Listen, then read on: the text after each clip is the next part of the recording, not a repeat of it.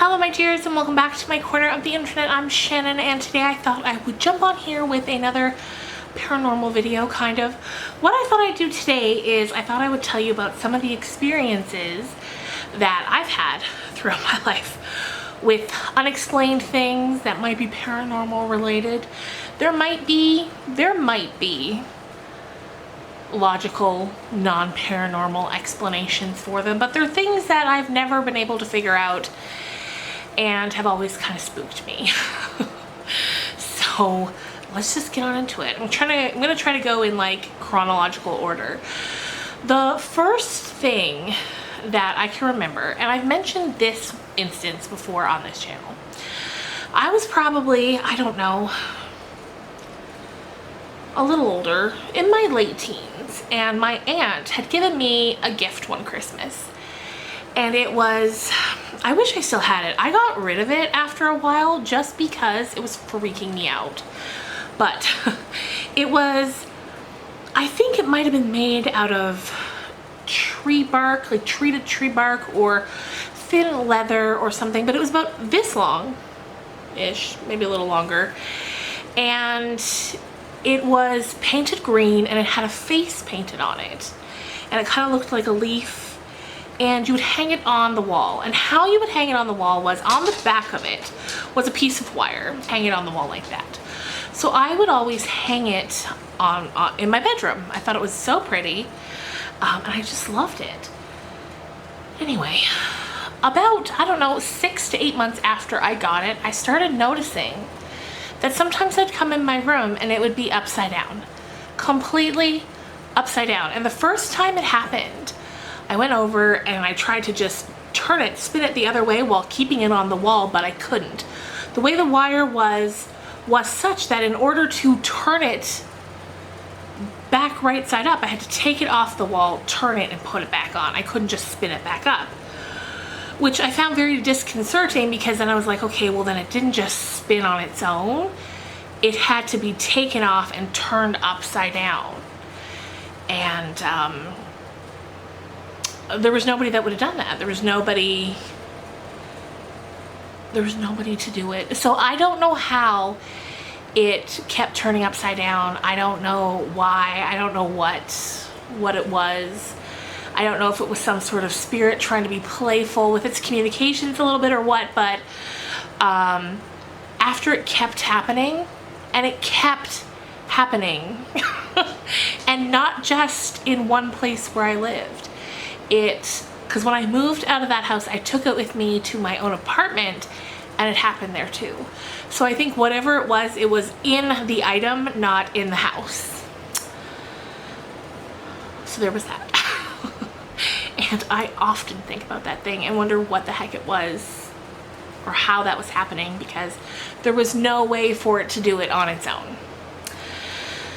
The next thing that I can remember happening, and it's kind of two things. This one I think was the house, not anything specific item, like not a specific item, but the house itself, was when we lived in Southern Ontario in the early 2000s.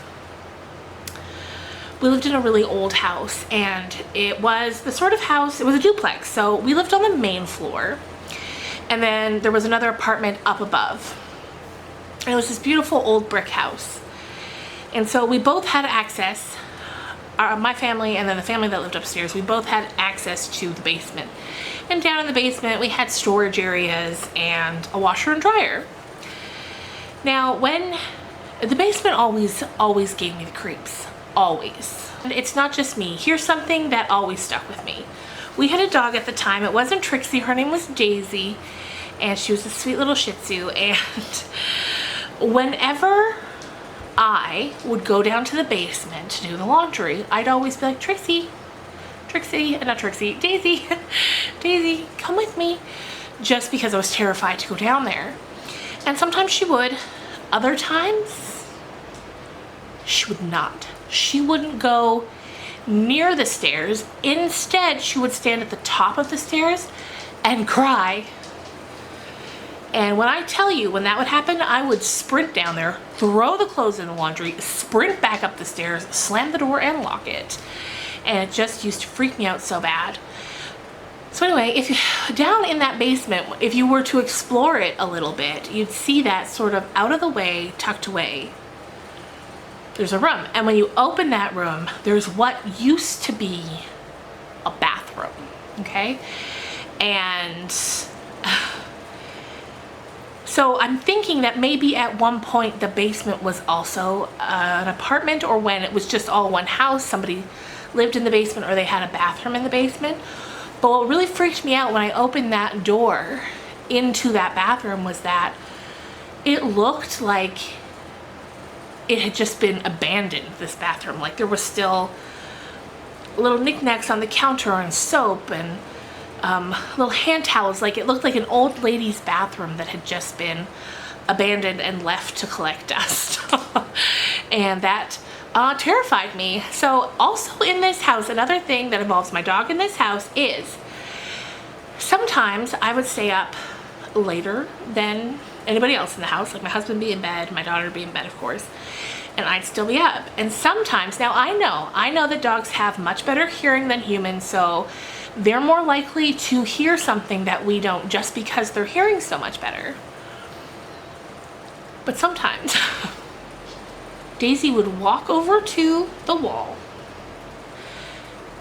and she would sit and she would face the wall so that she was almost nose against the wall. She would sit there and she'd turn her head. You know how dogs will tilt their head if they're hearing something? And she would tilt her head back and forth as though she was looking at something. Now, if this had happened once or twice, that would be one thing. But this would happen every so often, and it would only happen late at night. And whenever it would happen, I'd be like, Daisy, let's go to bed. And we'd go into bed right away because I couldn't. Whatever she saw or heard, I did not want to be in the room with it any longer. So that house had just the weirdest vibes in it. It was a lovely little house.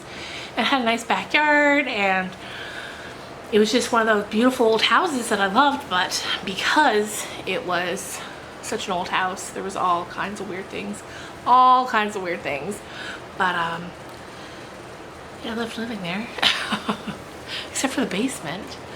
Anyway, so ever since that basement, I'm afraid of basements, which I hadn't really been before. So even the one here, it's an unfinished basement in the house we live in now. I don't get the same creepy vibes from this basement as I got from the other one, but still, if I'm going down there at night, I'm running both ways as fast as I can. And now, speaking of the house we live in now, there's not as much creepy stuff as the things in the Windsor house, but there's a noise. First of all, I started noticing it some afternoons when everyone would be gone. I'd be the only one home. Anna would be at school, Ed would be at work, and I'd be in the living room. And as clear as day, I could hear the footsteps of somebody walking slowly across the floor upstairs. And at first I was like, oh, that must be Anna. But then I remembered, wait, no, she's at school. No one's home. And so I'd hear the walking, and then I'd hear a loud bang. Like a bang so loud that it makes you jump because it's so loud. And I went upstairs and I was looking around to see if maybe something fell over or something heavy fell off a dresser or something, but I couldn't find anything. There was nothing out of place. And that's happened a few times, probably, oh goodness, a dozen times now at least. And every time I hear them, just like, okay, that's the phantom footsteps. And then I'd be like, and now the bang. I'd wait for it, and then the bang comes. So it's one thing. It's one thing when you're downstairs, you know, when you're on the main floor and you're hearing it upstairs. The bedrooms are up there, you're like, okay, whatever. But then a few months ago, I heard it for the first time when I was upstairs. And there's nothing above that except the roof. But it sounded exactly the same as when I'm down here, except the bang was so much louder.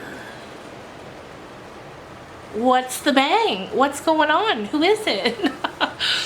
And that's one that just, And here's the thing, all of the things that would happen in the house in Windsor, I'd get bad feelings about.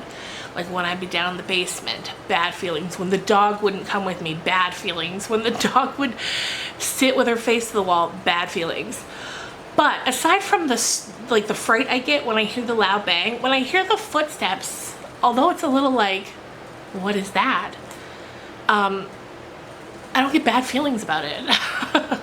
So I feel like whatever that is, the energy about it's good. It's a friendly. Whatever it is, it's friendly. Even if there's a logical explanation for it, I don't get bad feelings from it the way I would at the Windsor house. So there you go, you guys. Those are the three places and instances that stick out the most in my mind.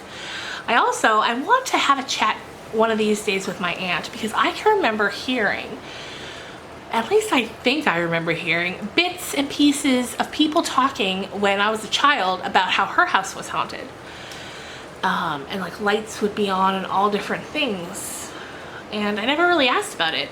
She's since moved because her and my uncle, they used to live in this old house that was in his family for a long time. Like I believe it was like 100+ years old.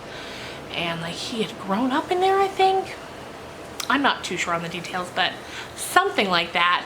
And yeah, I can remember hearing all kinds of just little bits and pieces about how that was haunted. So I'm gonna have to give her a call one of these days and ask her about it.